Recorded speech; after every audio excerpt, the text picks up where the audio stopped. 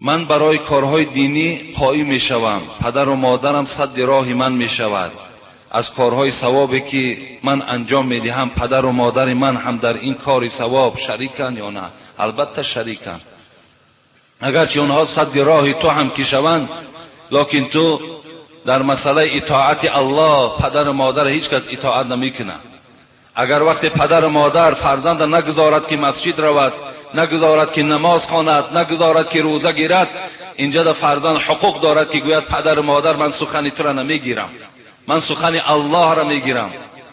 زیرا پیغمبر خدا گفتگی هستند که در گناهگار شدن نزد پروردگار سخنی کسی نباشد، بنده نباشد و یا رد کنید گفتند. لیکن البته مادامی که اونها سبب به دنیا آمدن تو شیدگی که هستند، در ثوابهای تو البته شریکند. در حقشان دعا کن که خداوند اونها را مثل تو توفیق نصیب کند.